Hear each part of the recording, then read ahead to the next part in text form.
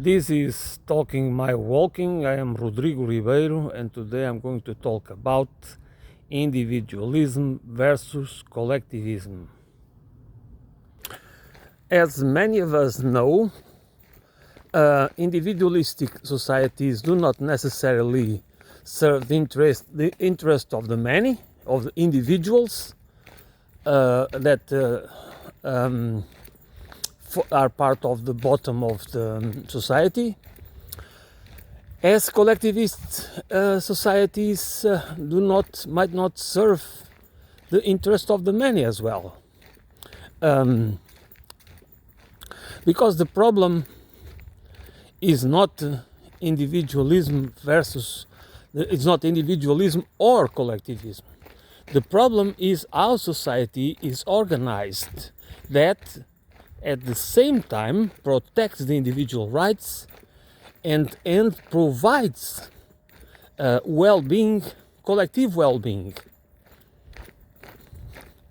That is how we need to understand, and this always have to do with the balance of power. That's always how does society is organized.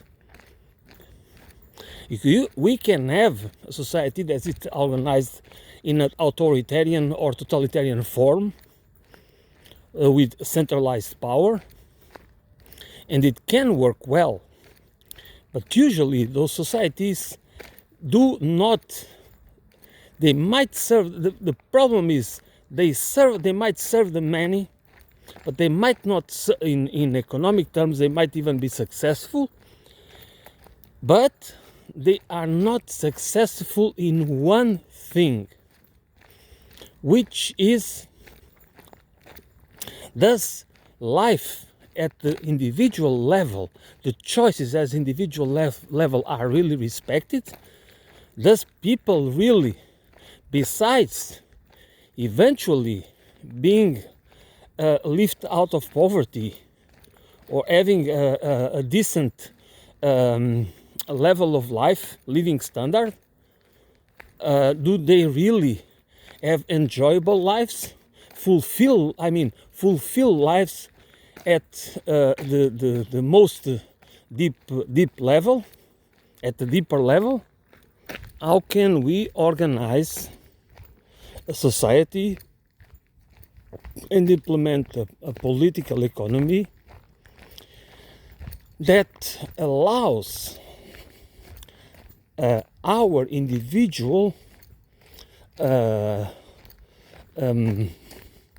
allows us to flourish humanly,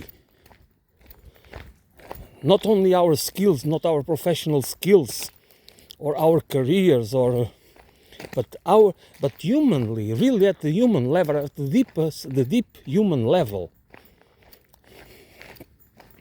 and at the same time protects and enhances the well-being of the collective well-being, where competition and cooperation are in balance, where the individual rights not only to exist or to whatever work, but the deep dignity of life is respected. Because there are the rights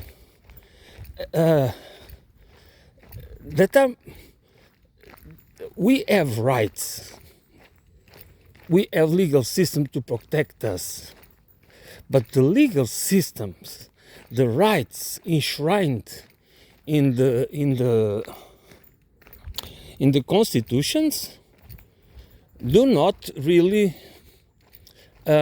they have not been designed with the purpose to really care about the deep human needs of fulfillment, of meaningful lives that has not necessarily to be attached to roles or functions or career or professional careers or other that are accepted and valorized by society at large. That's why when we talk about individual rights and individualistic societies, many of us do not feel that. Do not feel that our individual existence, our individual identity, our individual needs can be met. That's why there is a disconnection between the individualism that is accepted and protected by law, which is usually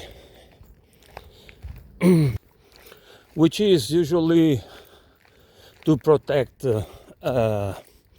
proprietary laws, private property, and the accumulation of wealth, the glorification of those values, the glorification of these individualistic values that are associated with the protection of wealth accumulation, of private property, proprietary rights, hereditary rights, and all the rest of and with the narratives, with the cultural and ideological narratives that have served the purpose to frame it in ways that make it almost not that we have difficulties to challenge it, even at the intellectual level. For many of us, we live in hyper-individualistic societies, in fundamentalist societies, with an economics which is basically the point of a capitalist economy, liberal capitalist economy, based on the individual pursuit of self-interest as the basis for the economic progress, economic development or growth that is supposed to be based on the ability of us as producers and consumers, as rational beings, which is not the case. Not because we are not rational, but because we do not collectively and at the individual level, we are in many different stages of development, not only due to group age or the age group, but also to culture differences and many other differences that doesn't make society a level playing field or playing ground, which makes it easy to exploit the weaknesses, flaws and limits of the human nature, of the human condition, and to impose an order that, of course, it is hyper individualistic, but it doesn't mean that in the large scale it protects the individual rights, because it's not the purpose of the kind of individualistic society we have. It has not the purpose to defend individual rights, to protect us as individuals, that we are able to have lives, to build ourselves, to understand by ourselves what could give meaning and purpose to our lives, but we have to do it through an imposed order, an imposed economic system that has nothing to do with freedom, freedom of choice,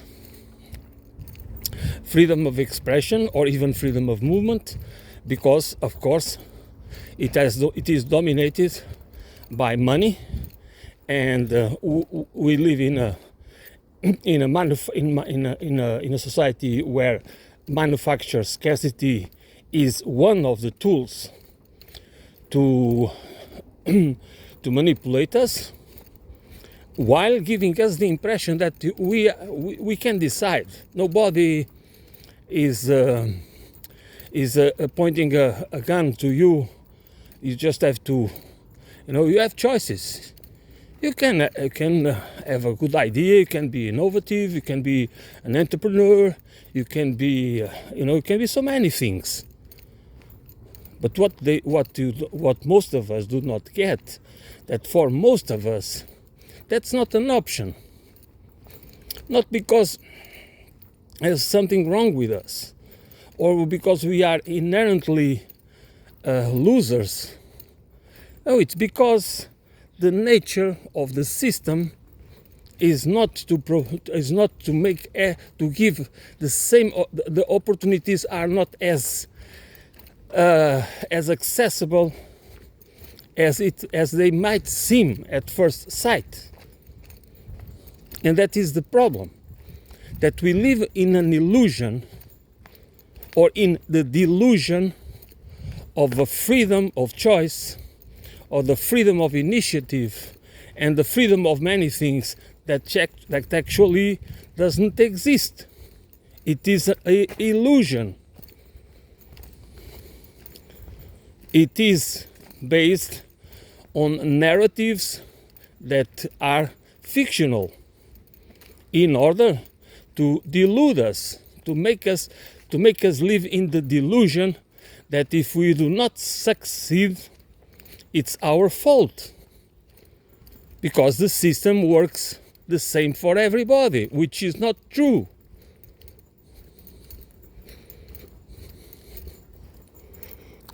Many of us struggle all our lives just to avoid with situations where we try to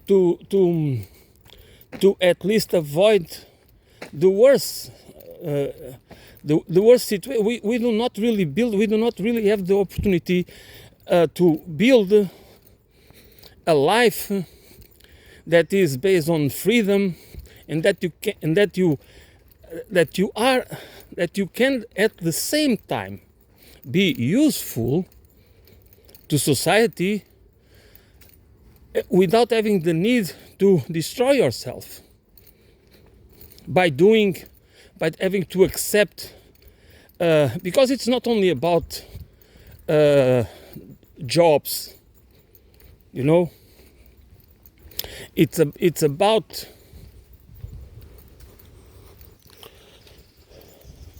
it is about that what we have to do, what we do. It is sometimes very difficult to have a job that you can see meaning and purpose on it, and it's very painful for many of us, that the ones that think that life should have meaning and purpose besides only survival, besides only having a job, a meaningless job, a harmful job, for hours that are unnecessary to consume life, because the problem of these individualistic societies that make us being all the time focused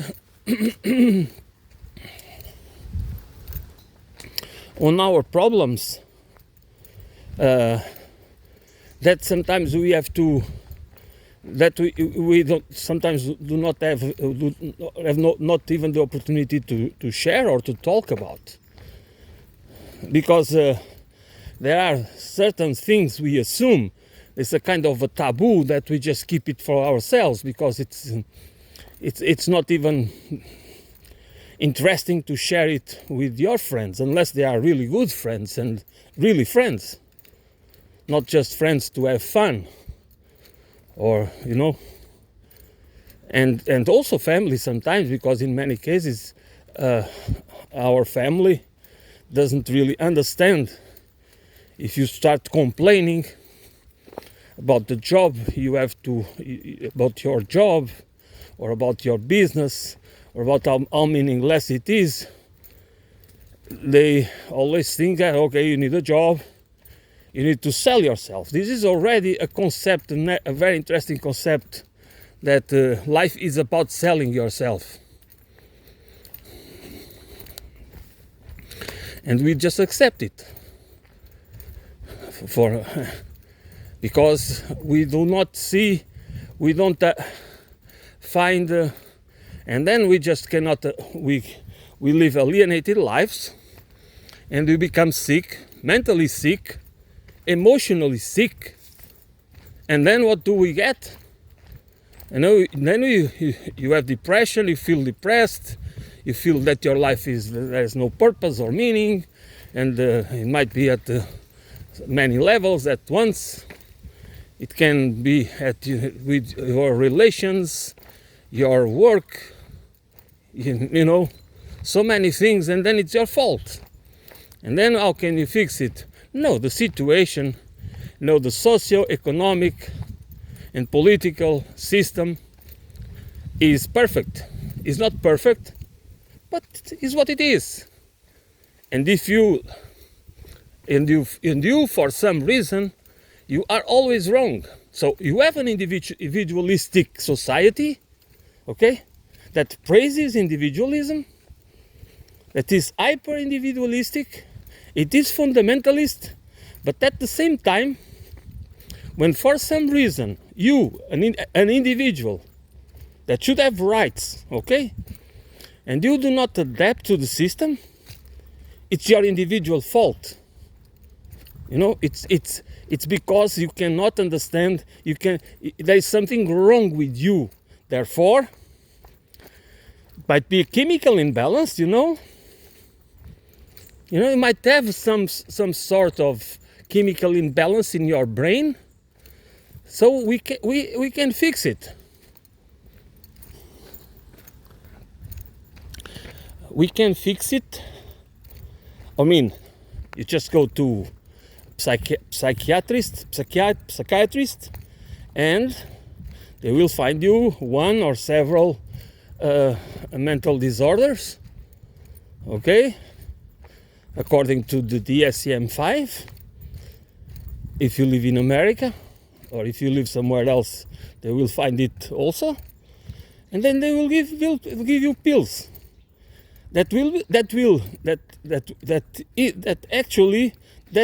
those pills have only one purpose: to make you dumb.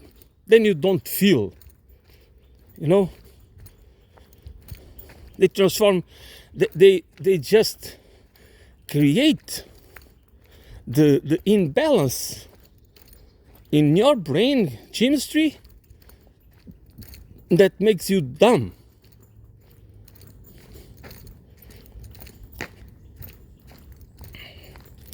That is kind of shutting you down, because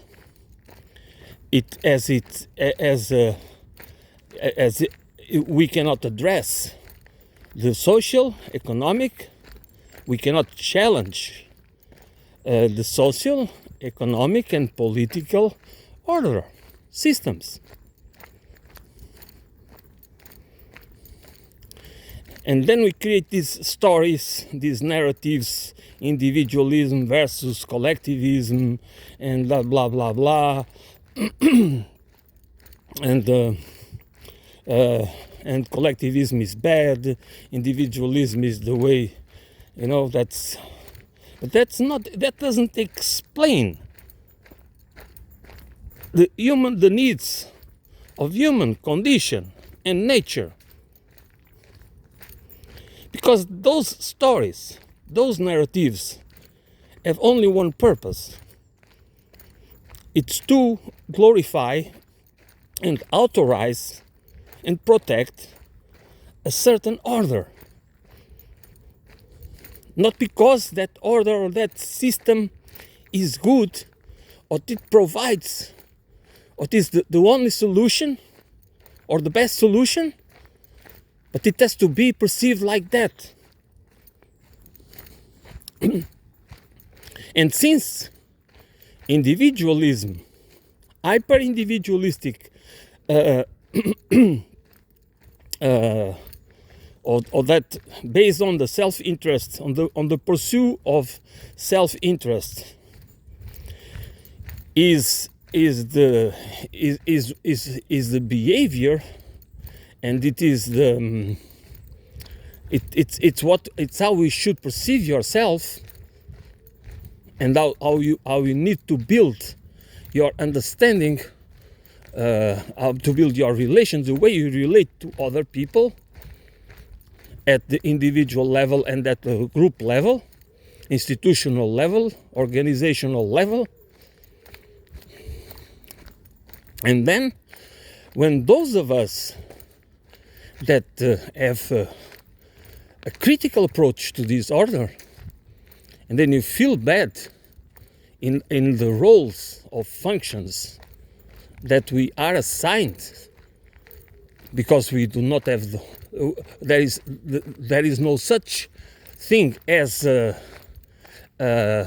free choice, because sometimes the free choice you have is just that kind of choice that is also at the political level. Choose between the lesser of two evils, or many evils. And that's what happened in society. That we are supposed to choose from a menu of choices that actually none serve the interests of a humanized society. But it's just most of it is just to the purpose of keep a consumer society and a profit-driven society going for the accumulation of wealth and private property in the hands of the few. The growth of inequality, the concentration of wealth and power, it doesn't come, is not random. It is produced by a society that is designed, by a system that is designed to produce those results. It has nothing to do with meritocracy. It has nothing to do with the entrepreneurs, the entrepreneur class. If you want to find the crux of the problem, you have to go to exactly, you have to look into the entrepreneurial class. Not because all entrepreneurs or people that come with innovative ideas are inherently bad, but that is among them that are the ones that usually use other people's ideas and skills for the purpose of enriching themselves. And then they even are they have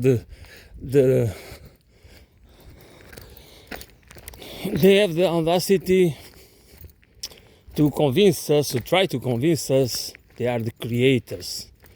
They are the ones that change. They are the face of the changes, the technological and scientific changes, when they are the opportunists. That's what they are. Opportunists, it's many times without scruples,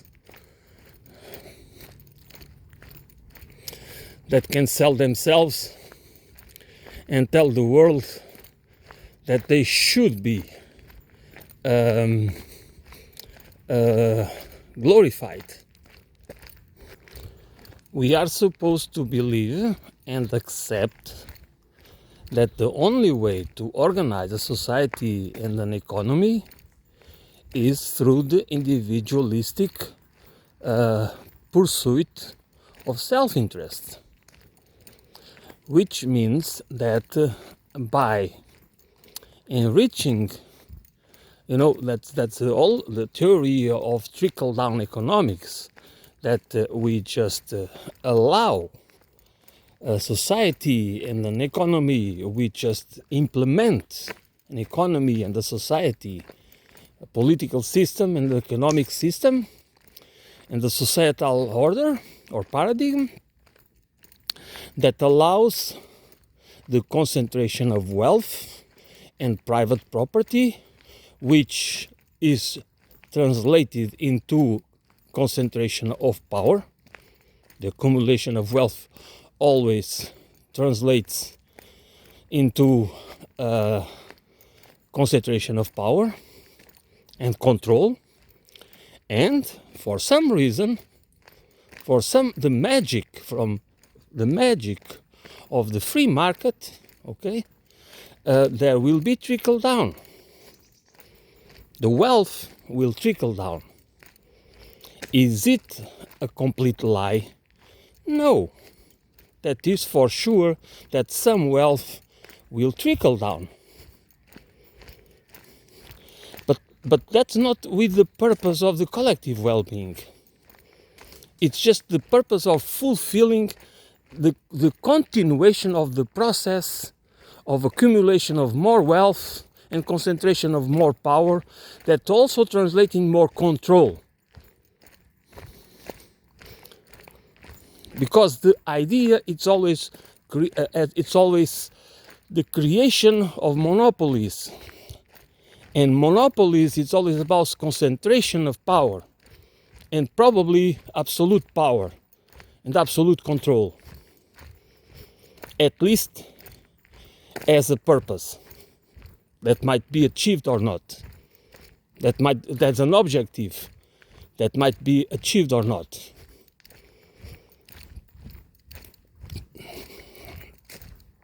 And we all of us are supposed to believe this is the way to provide for all of us.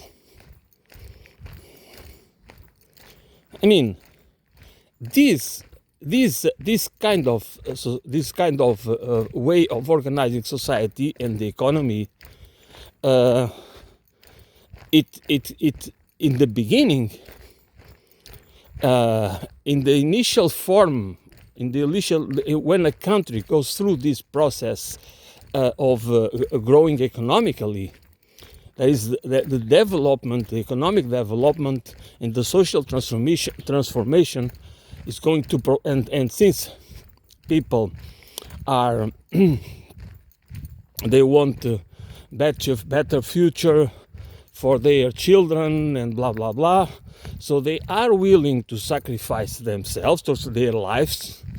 That's why they accept, many of us accept bullshit jobs and meaningless jobs, and we accept to have lives, to have lives that at the professional life, at the professional level, are not meaningful.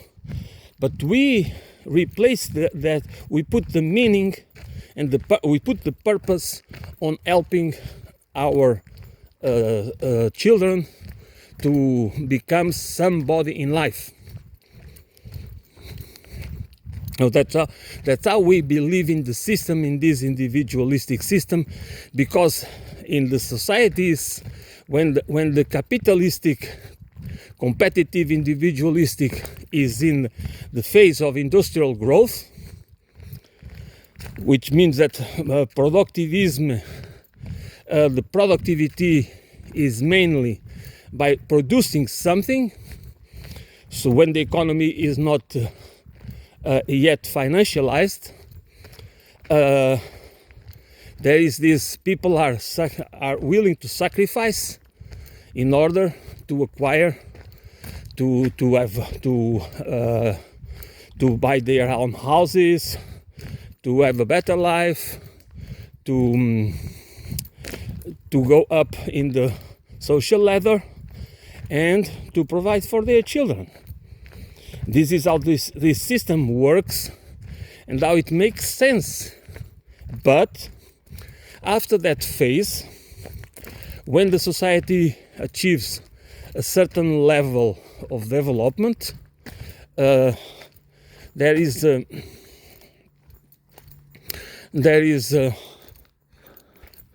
the industrial economy starts to change into a service economy.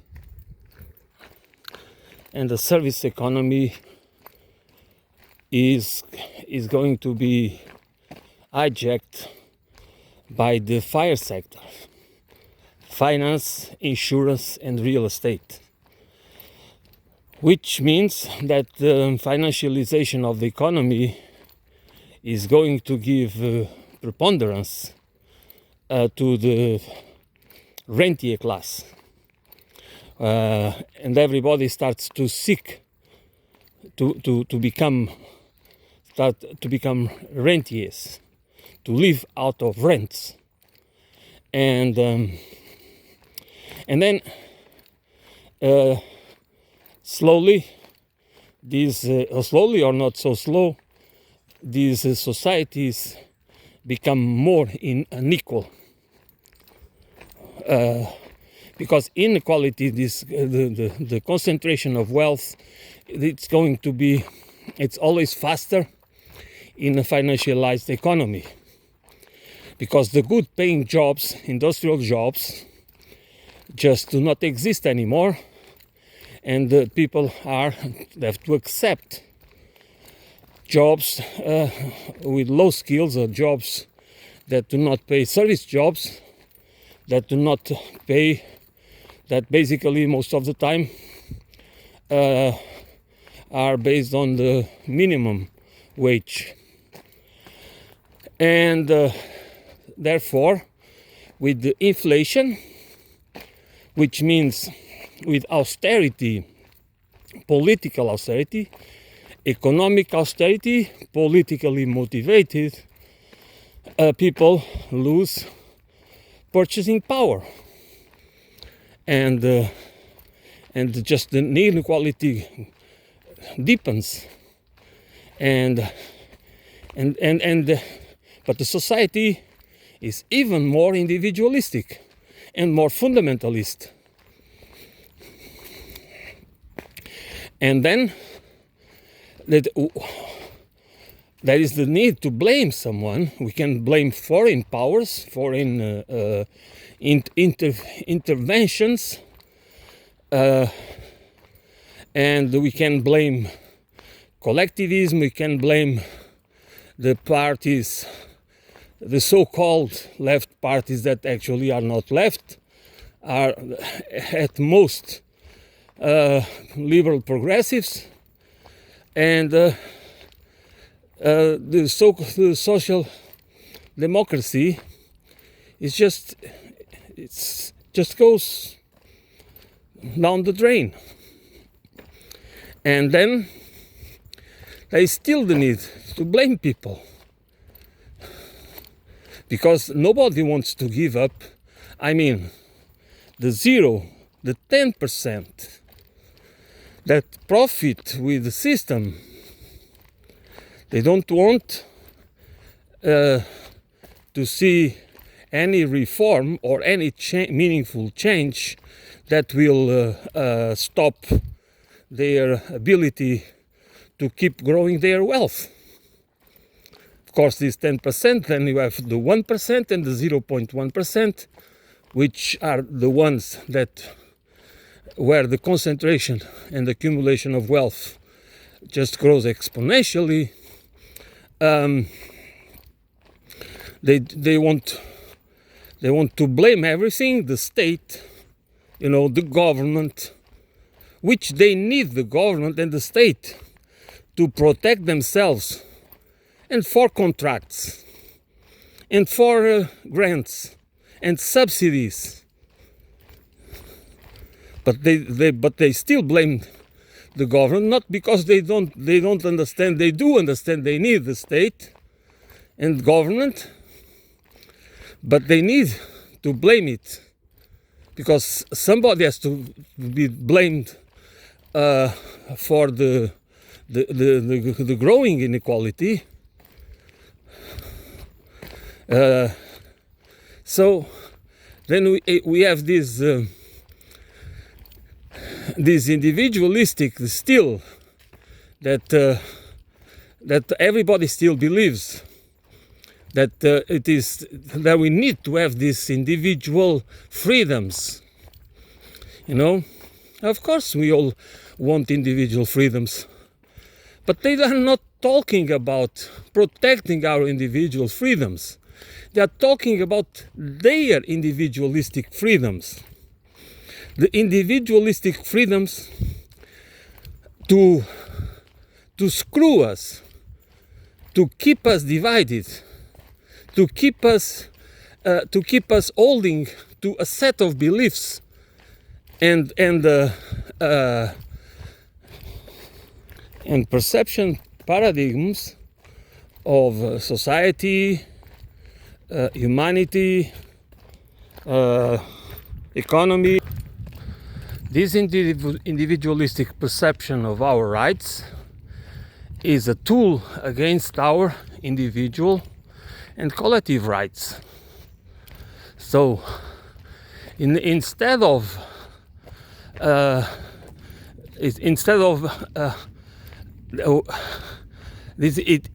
framing it the way it is framed, might it make us believe that we also are benefited, we also have benefits, we also can become somebody in life. It doesn't mean that is that a lie? Of course not. Among the many, there will be a few that will become millionaires or billionaires. But it is, but that's exactly the point.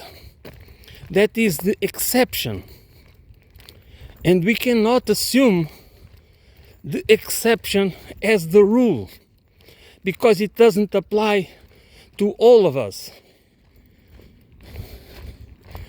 But it justifies intellectually a wrong perception about reality, an inaccurate perception about the reality of our lives, of our societal, economic and political systems, and cultural systems, of course.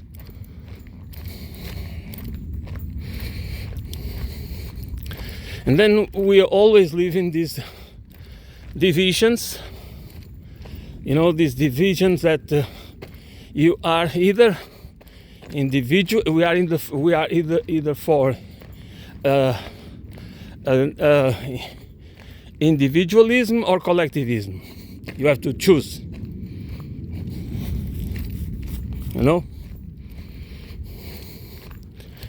As if, as I said, we cannot have, as if a society, an individualistic society, cannot be against the interests of the individuals, or a collectivist society cannot be against the collective interests, the collective well-being. This is not about collectivism versus individualism. This is about building a functional society, and by functional I mean socially and ecologically functional, not a society that everything is measured by GDP, by the growth of the GDP, which again is a tool to that is for an economy, a debt-based economy, which needs to grow because it needs to pay the interest. It needs to. You need always to grow. The economy needs to grow because the money that is supposed to be paid back, it's added with the interest and compound interest, which means that this economy, this is a dysfunctional economic system that there is not a single country in the world right now, including China, that is addressing it. And by the way, this cannot be whatever solution we could find, and there are solutions, they need to be international. I don't mean they need to be necessarily global, but they need to have they need to involve a huge a lot of countries, not only one single country, even if it's the country or a group of countries. Even, for example, like the European Union cannot do it. It's necessary to have more broader and more comprehensive and inclusive system that would require the necessary culture, the ideological and the narratives to make us all understand the benefits of changing this system. Because you cannot change anything by just imposing it to the people.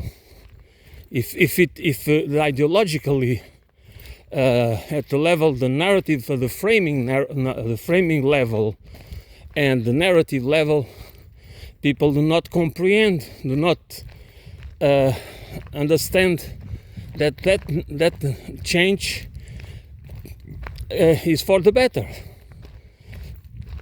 Because there will be always people deeply skeptic of change. And many people believe in the existing system.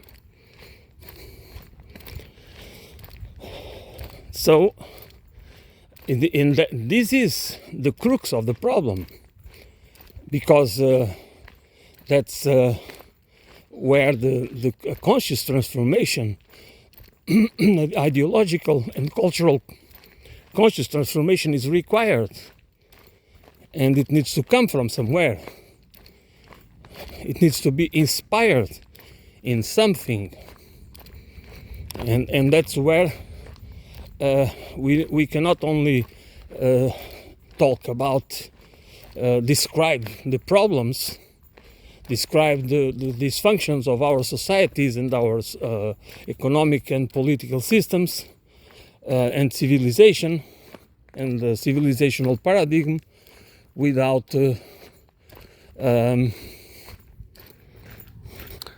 discussing solutions, and we need to do it democratically, and that's where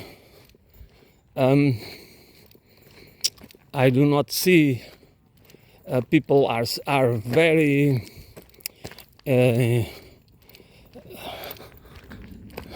people complain about a lot of things and talk about the globalists and talk about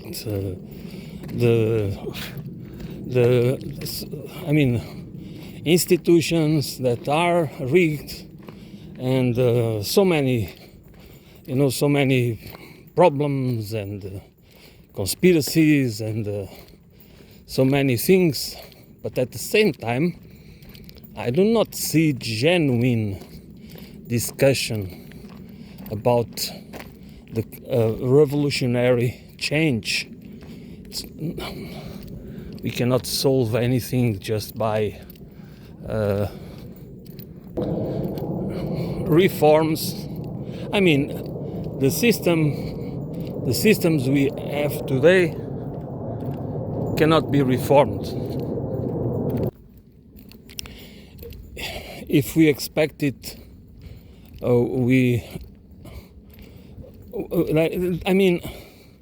they might.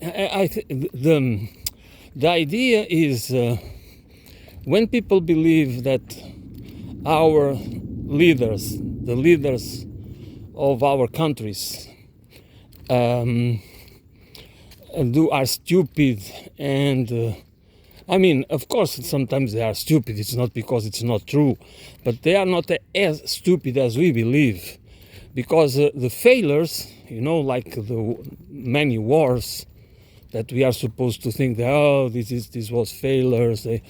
It's just the systemic failures and all the problems. They know. Not all of them know, but there are many people with responsibilities, leadership responsibilities, and at many levels. They know, but they don't care. They care for as long as the same class can resist it and can even become stronger, more powerful, and having more control. They don't care if the system collapses, because it's not the system itself that's going to collapse. Mainly what collapses is a controlled demolition that will benefit them, even if they have losses. Those losses will be used to rebuild themselves even stronger, because they can use. That's the problem with reforms.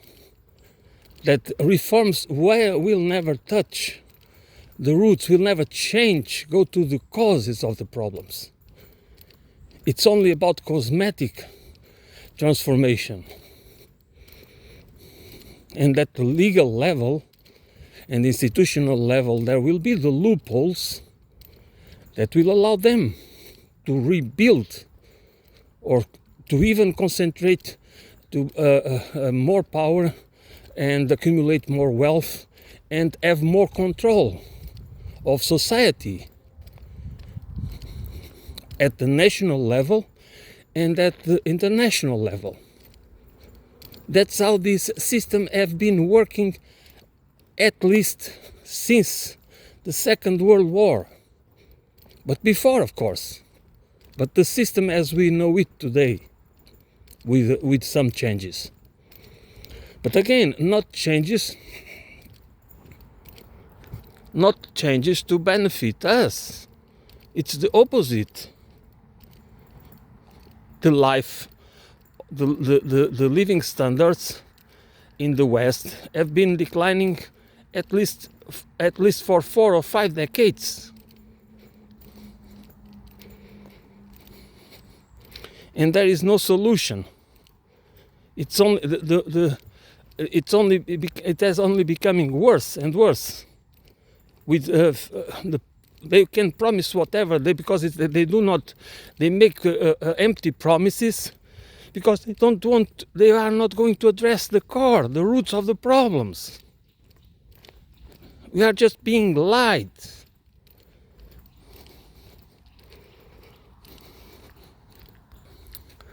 and the expectations that so many people have or put on the Chinese system, in my opinion, they are exaggerated, because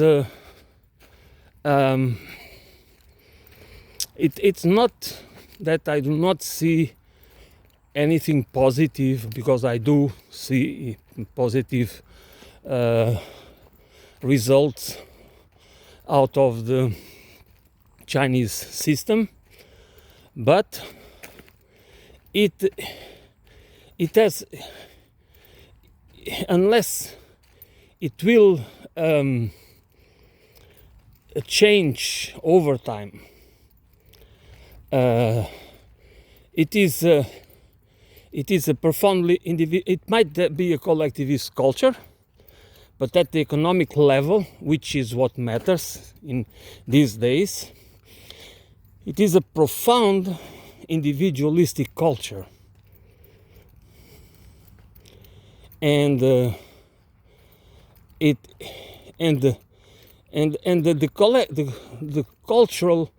collectivist culture will end up being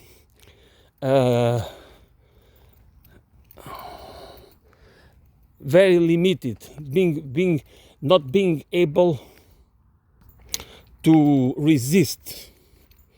And the collectivist, I don't mean that the collectivist culture is also good, because as I said, I do not believe in collectivism. I believe in societies that really are based on truth, justice, and trust, which means that they need more democratic accountability and not control top-down, never. And they need to have a society that provides for the collective well-being. That's why any political economy needs to be social. Any political needs to be a social and ecological political economy. And with the purpose of protecting the individual rights. And those individual rights is the right of a meaningful life, not just the right to become a cog in whatever kind of machine, capitalistic, socialistic, communistic, or any other, okay? It's just we have to build our meaning, to build the meaning and purpose in life, not because we should not be, we must also be productive participants of the economy of our society. That's why I always talk about the reciprocity and sufficiency economy. But we need that, not with the purpose of transforming us into just to play a role or a function, but that it has to be with the purpose of making our lives and making us as human beings really to fulfill our lives, to have fulfillment. And that is relational. That's why this is not individualistic in the terms that the bottom line is our individual interest. No, everything about human life is relational. And that's why this is important to understand. And at any kind of economic, political or cultural or societal system needs to be based on this.